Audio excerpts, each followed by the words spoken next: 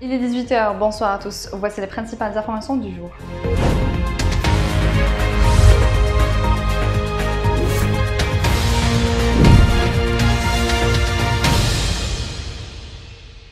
Le président de la République, Abdelmadjid Tebboune, a distingué ce mercredi au Palais du Peuple les joueurs de la sélection algérienne de football, championne arabe des moins de 17 ans, ainsi que les sportifs algériens sacrés lors des différentes compétitions internationales en 2022. Le président Tebboune a remis à l'entame de cette cérémonie des attestations et des récompenses financières aux jeunes footballeurs, avant de récompenser les athlètes algériens médaillés aux Jeux de la solidarité islamique Konya 2022, ainsi que les sportifs médaillés au championnat du monde d'athlétisme des jeunes à Cali, en Colombie, et les athlètes handisport qui se sont illustrés aux Jeux mondiaux des sourds au Brésil.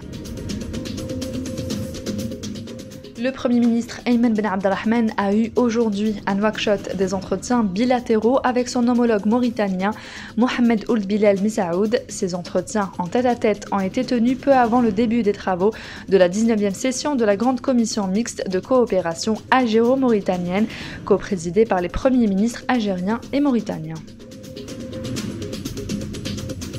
Le président de la Cour constitutionnelle, Omar Belhadj, a reçu ce mercredi au siège de la Cour constitutionnelle le procureur général du Royaume d'Arabie Saoudite, membre du Conseil des Ulama, Cheikh Saoud Ben Abdallah Al-Moujim, qui effectue une visite en Algérie à la tête d'une délégation de haut niveau. Le procureur général saoudien a souligné la grande importance que les autorités saoudiennes accordent au développement des relations et de la coopération bilatérale avec l'Algérie, notamment dans les domaines de la justice et de la lutte contre toutes les formes de criminalité, souhaitant l'ouverture de nouvelles perspectives de coopération judiciaire avec l'Algérie. La visite du procureur général saoudien, arrivé mardi à Alger, se poursuivra jusqu'au 17 septembre.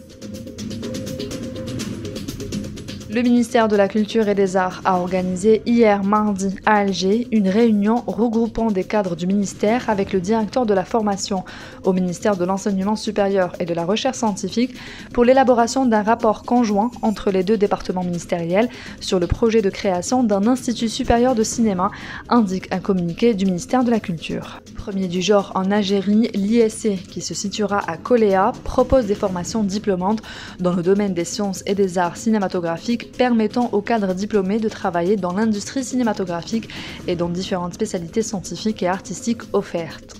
C'est la fin de ce journal, merci de l'avoir suivi, on se retrouve demain à la même heure sur nos réseaux sociaux.